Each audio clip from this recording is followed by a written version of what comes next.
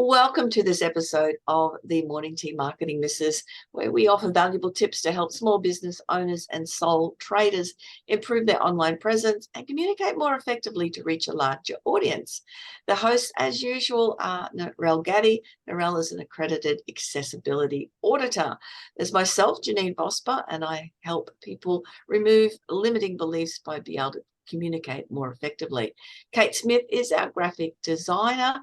And Jan Roach has two businesses, BizConnect Web Design and Over 50s Health. Hey, ladies, it's great to be back again and chatting. Hey, all. Good to see you all. We're talking technology this month. And our first cab off the rank to talk about technology is lovely Narelle. Hi, and yeah, I love technology. I've been in IT for over 35 years, and it's fun for me to see what's happening. What I wanted to talk about today, because I am so often asked by people, how do you read what's on the computer screen? And so I thought today I'd talk about the tools that are used on phones and on computers so that people with vision, hearing loss, vision impairments, hearing loss, dyslexia, could be acquired brain injuries, the different tools that we use to access the same information as everyone else. And the first thing I think I want people to realize is most of the tools that everyone uses normally were designed with people with disability in mind. I mean, the keyboard is the classic. Originally, I can't remember it's late 1600s, early 1700s. Two guys in different parts of Italy actually designed a form of typewriter so their blind friends could write legibly. Well, it's not the only reason for the typewriter, but that's one of the purposes that it was originally designed for. And, when I found that out, that blew my mind. So I started looking into it and I thought, okay, well, what's the next? So we've all seen photos of, those, the big hearing things that they like a trumpet that they used to put up. I can't think what you call them, but they actually kept moving away from that down into transistors, which is what's used in your AirPods, your Bluetooth speakers, all of those things. They're all a form of transistor. Captioning's another one, because I was talking to a niece the other day and I'm still laughing about it. She tells me she does not watch Netflix unless the captioning's on. Haley's got fine hearing and, well, assuming it's good hearing and good sight and everything else. And I said, why? And she said, so I don't miss a thing. Some people with their diction, they might not. I just want to bring you back on that captioning. I know I turned it on for my husband so he turns the volume, because he's got the volume of the TV down to be able to read it and doesn't have to have it as loud. Yeah, that's a good one too. So captioning's another one that everyone uses, and people, you see them on the train if they're wanting to watch a movie or something, and they put on the captioning if it's really noisy and the external noise starts to interfere. What's another one? Zooming. You sit on the phone and something's in small writing and everyone zooms. That is magnification for people with vision impairment. And and it just goes on. Like the being able to change the color contrast on things. It's such a big thing. And the internet, one of the reasons the internet was invented by a bloke called Tim Berners-Lee was so that everyone had equitable access to information. It's not that now, because everything's just gone so everywhere. But all of these tools that were invented partly with those with disability in mind. And now we've got AI. We're looking at what other tools are out there that just everyone uses normally. Speech to text is another one. I heard of a guy, Michael Fox. He actually listens to websites using VoiceOver. Now, VoiceOver and all the tools that I use, they're on our computers and phones. So anyone that has a Windows computer, Windows since about Windows 95, maybe 98, okay? The iPhone since about iPhone 5, they come with the accessibility features built in. So anyone wanting to have a look, if you go into your Windows computer, type in, go and look at the ease of access menu. You've got a Windows narrator, you've got captioning, you've got the ability to change color contrast, inverted grayscale, making icons bigger, changing font size, changing the speed of the mouse, even down to being able to turn it on so that those that use a tool called a puff and sip tool, which is for those that have quadriplegia. And so it's different. And you'll see people, they might breathe in through a straw and it gets the computer to do something. They might blow out. Some people use eye movements and blinking. It's all these tools that are there. There's braille sensors, and it's another form of keyboard, basically, that you plug into your computer and you can read it. It converts it to braille for you. Your iPhone has an accessibility menu, and at the moment, iPhone is the best for the accessibility menu. Android does have it. However, for the keyboard, you've got to download a keyboard, just do a couple of things slightly different. The iPhone, you don't have to download anything. So if I want to go and get a new iPhone, I just swap the iPhone over exactly the same way you guys do, turn on the accessibility feature that I want, and off I go. Nothing's any different for me. If I want to use a really good Windows narrator, I actually go and download one. There's the two main favorites, well, three. The Mac also has all the accessibility features built in, iPads, but there is 3 screen readers. The Mac has the voiceover. Windows has Windows Narrator, not very good, but it's usable. So if I had to go to your place, say Jan or Kate or Janine, and you said, I want to do something, we'd turn on the Windows Narrator so I could hear it. But there are 2 that are great. One is Job Access with Speech. JAWS is the nickname, and it's a commercial license. It's pretty expensive. However, here in Brisbane, there is one called Non-Visual Digital Access. And it was 2 guys. They were on, not Outback Story, no. Can't remember the name of it. They were featured on Australian Story. They were featured on Australian Story about 2 months ago. Jamie Tay and Mick Curran. And Mick Curran came up with the idea, and it is a commercially free one. It is a not-for-profit organisation, so anyone that needs a screen reader can hop on and use it. Now, Windows comes with zooming automatically. So if you're having a bad eye day, hold down your control key, and if you're using a mouse, shoot that the mouse up, your screen expands, zooms, magnifies, and you can go up to 500%.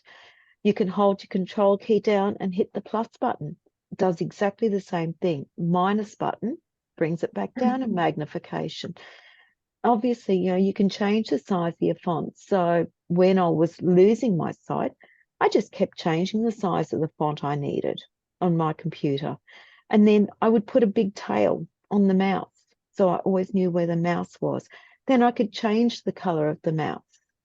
If I was hearing impaired, I could add captioning and turn that feature on. Even down to on the iPhone, they've just added a feature. Oh, it's been there, I think, about 3 versions of iOS.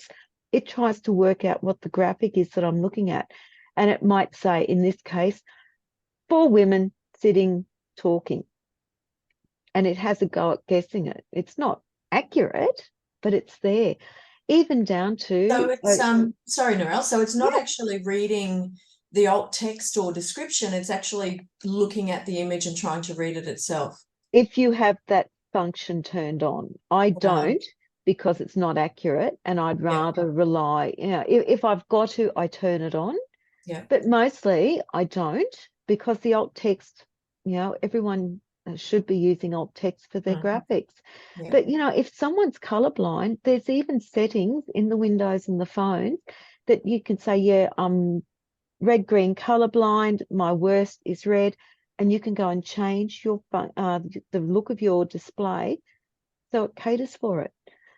And it's all there. There's other technologies we can use, and you guys have seen me I use a mini guide as part of when I walk around, I'll have And without my guide dog, I have a mini guide, and it's like a beam of light, and beams like a torch, and it tells me what obstacles are in the way. Oh, that's cool. Yeah, Right. and it just sits in my hand, and I just move it. That's all we need to do. And I have my cane, so it picks up anything waist Frozen? high. Is that that's Narelle Yes. frozen, not the rest of us? I know the rest of us are right. Narelle's frozen. I'm That frozen. for me, all of that is just amazing that it Yeah. can be used. Narelle, you froze a little bit from a moment, and we're just doing the filling. Yeah. And yeah, it's quite.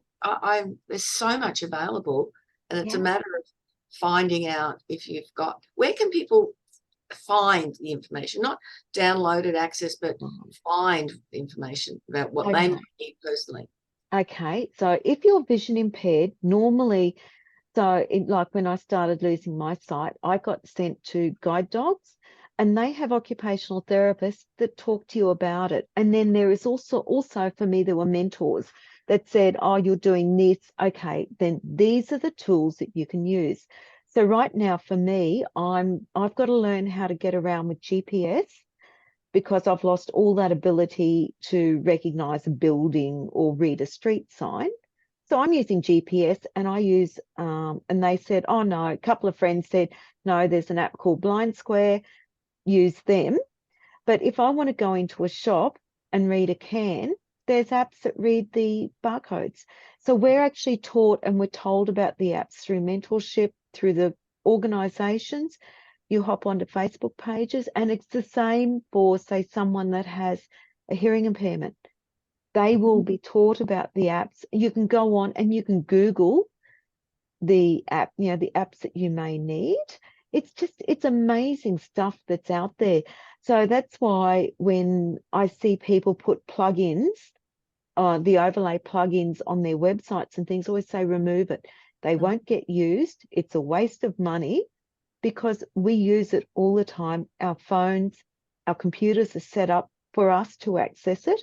Really, the only people that might use those plugins are people that don't need it, which is quite funny. But yeah, the technology today is there for most people to just hop on any computer and use it. Be aware, some organizations do tend to actually remove the accessibility menus from the Windows apps, from the Windows set up for their organizations, which is a bit silly, because then you've got to go and get it put back on, and it's a bit harder to do if they just left it there. And they do it all in the name of saving space, but it's better leaving the functionality there, because it's great tools. It's easy.